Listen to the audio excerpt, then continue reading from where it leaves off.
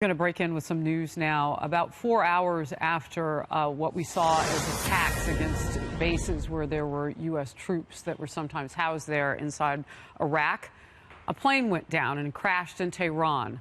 And they've been looking at the cause of what might have happened. That crash of that Ukrainian airliner now is breaking news. National security correspondent Jennifer Griffin now live at the Pentagon with what may have happened, Jennifer. Harris, we have just spoken to a senior Pentagon official who has seen the latest intelligence, the latest U.S. intelligence on the downing of that plane.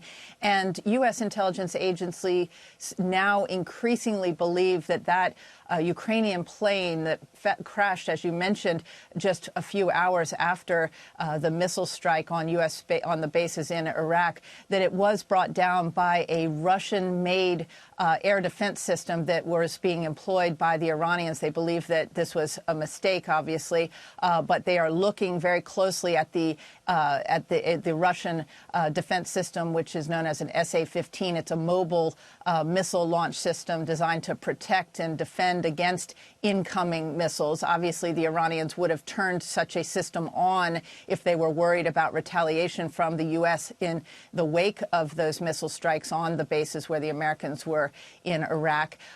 Again, this is a single source at this point, but U.S. officials familiar with the latest U.S. intelligence suggest they increasingly believe that that Ukrainian plane was brought down by a Russian-made missile that was being employed by Iran. Harris? Jennifer, 176 people died on that, and aviation experts, some of them have been saying that it looked like it was on fire before it hit the ground. That, you know, you're citing the reports that say that the plane may have been trying to turn around. What were they looking at specifically that we know about that would have pointed to this looking likely to have been shot down? So I did not report that they had likely turned around or that there was any sort of U-turn. No, that is something that was coming out of, I believe, from Iran.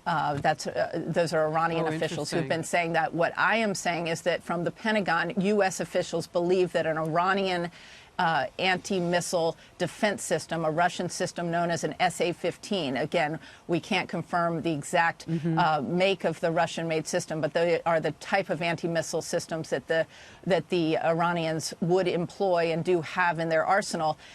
U.S. intelligence suggests that they increasingly believe that a Iranian missile may have shot down mistakenly that passenger jet, the Ukrainian passenger jet, with those 176 people on board. Harris. So, Jennifer, this is Melissa. Let me ask you quickly. So, from your experience, what are the security implications of that? I mean, I know it was Iranians on board, at least in part, and it was a Ukrainian flight. Right? I mean, what does this mean? Well, if this report is correct? It was a relatively new Boeing jet. It was a Ukrainian flight, but there were Iranians on board as well as Canadians on board. This was a civilian target. If, in fact, this bears out in terms of the evidence on the ground. I mean, there are photographs circulating that suggest that parts of that missile defense system are seen in these photographs. If those are true, in addition to what the Pentagon would be doing in this circumstance, just to tell you how this works, the National Geospatial agency, which has our satellites, they are able to look for any sort of heat signature from a missile being fired. And those satellites, they would be honing in on, if they knew where the Iranians had deployed those missile defense systems, they would have been looking in the last 24, 36 hours at the heat signature to see if any sort of missiles had been fired. These Russian-made systems are relatively small. They are tracked on the back of, they're mobile on the back of vehicles. They're not fixed sites. And so it's it's like looking for a needle in a haystack. But once those satellite photos can be enlarged and they can look at it, there are ways through infrared imaging that they can see whether, in fact, a missile had been fired from the ground at the time that that plane went down.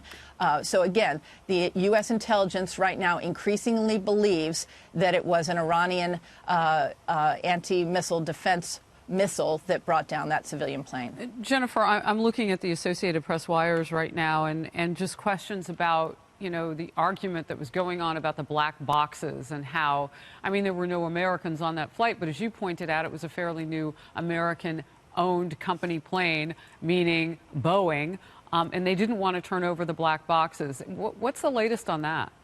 Well, first of all, you're in a situation where the U.S. is in a virtual war with Iran, so the Iranian government would never turn over those boxes to the American government. And even though it's a Boeing plane, it was owned by the Ukraine government. But that you were talking about a secretive regime. They are not going to be publishing or transparent about necessarily what's on those black boxes. I think that's no surprise, particularly given what was going on that night. I mean, they were in a conflict with another nation that night, and I think it's very plausible. You'll have to look at what we will increasingly start to see if you look at the photographs of the plane wreckage. There will be signs in that wreckage as to whether it was a missile, depending on the way in which the exterior of that plane bends. You will know if it was an explosion from the inside of the plane or coming from the outside. And I think what we're seeing now is increasingly suspicions that it was a missile that struck from outside the plane, based on some of the evidence that's appearing and being analyzed by U.S. intelligence agencies. Jennifer, it's Kennedy. I have a quick question. On the night of the missile attack, the FAA had suspended flights over Iran, Iraq, and the Persian Gulf. Now we see, for very obvious reasons. How far does that extend, and does the FAA discuss these decisions with other international oversight bodies? Well, again, I think an FAA alert such as that is to warn, all the neighboring nations and civilian airliners not to take off, given the unknown of what they thought would be flying through the air at that night. That was an alert, but it is up to those host nations and the airliners themselves to abide by that warning. It's simply a warning by the FAA, and this was a plane taking off from Tehran, and it's not clear whether they even received that information in time. So, again, a lot of questions. The Ukrainian National Defense Secretary has put out a statement suggesting that they are increasingly believing that but this plane was brought down by a missile. So more to come, but right now there has been a shift in thinking in the U.S. Intelligence services. We just spoke to a senior Pentagon official who says they increasingly believe that it was a Russian-made missile in Iran's arsenal that brought down that plane. Jennifer Griffin, thank you so much for your terrific reporting as always.